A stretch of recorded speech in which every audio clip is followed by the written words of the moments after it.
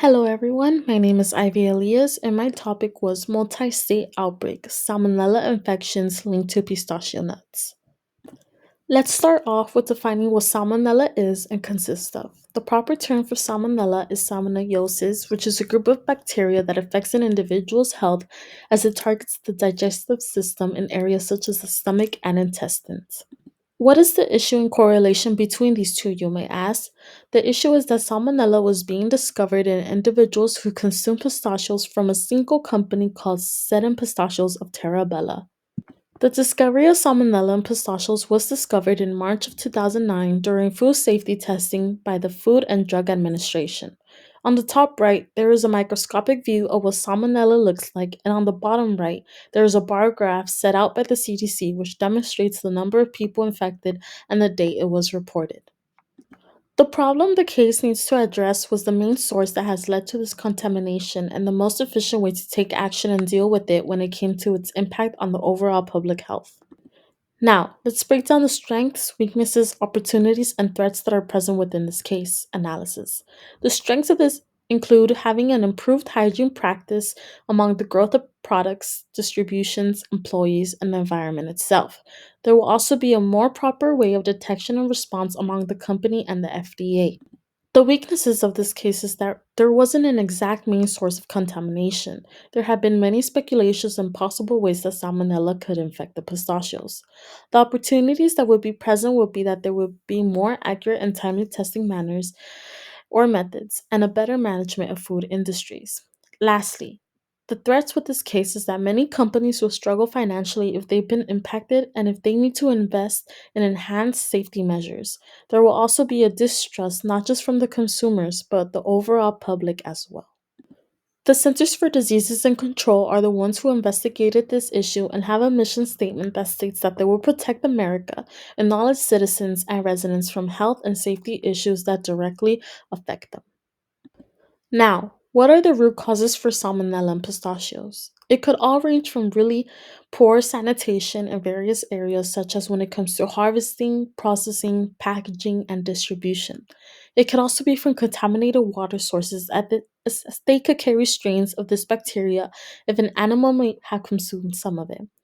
Lastly, insufficient sanitation in facilities could have spread salmonella as a worker or material items could have come in close contact with the pistachios.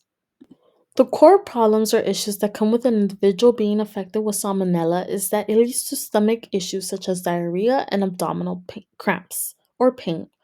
This typically lasts 4 to 7 days and goes away on its own. However, it is very harmful as it can lead to dehydration, which could result in a bigger problem.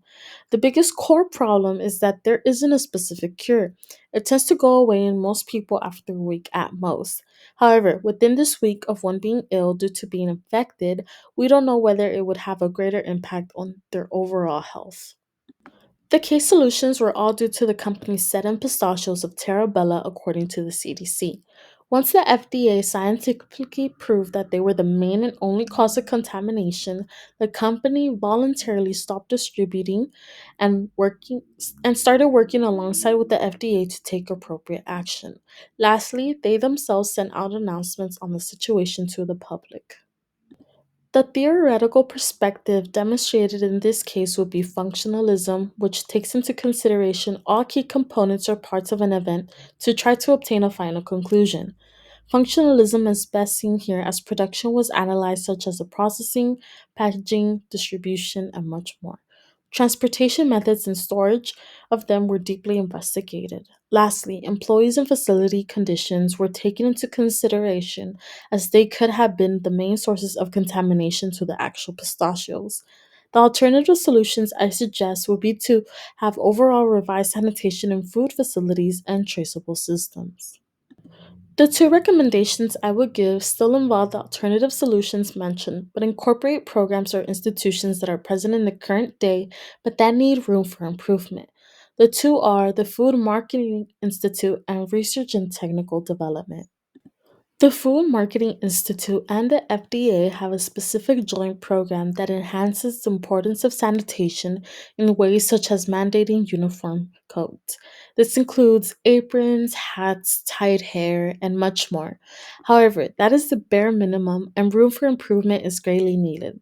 The recommendation here would be to have multiple supervisors actively watching for safety regulations and more FDA tested and approved uniforms. The second would be research and technical development, which has the main purpose of tracking products at a national and international level. Products are tracked through specific codes and operating through pallets, which demonstrate on an electric system what stores the products are being sent to. However, the recommendation I would suggest would be to create a specific department that will focus solely on contaminations, diseases, viruses, and much more food may obtain. Hence, leading this department to be able to detect the specific pallet in stores to prevent further distribution and or investigate while providing aid to the contaminated area. The group that the responsibility of safety relies on will be the Food and Drug Administration. On the right, one can see that in purple it is the year and events that occurred with the company's Senate Pistachio and their salmonella contaminated pistachios. In blue is an outline of the order that an action plan should be taken into consideration moving forward. The first step would be to focus on plantation of food throughout its life cycle. This would allow the earliest and safest detection of any bacteria that may cause harm to consumers. The second step would be to have sanitation of employees in the Food Administration. This includes a heavy emphasis on appropriate uniform, training, word tasks, and much more. The third step would be to have traceable systems that has departments within the research and technical development, which focuses on viruses, diseases, bacteria, and much more. Lastly, the FDA should be able to step in multiple times since growth is ready for distribution in all types of food. Hence, knowing the process and being able to correctly analyze whether certain foods are consumable or not.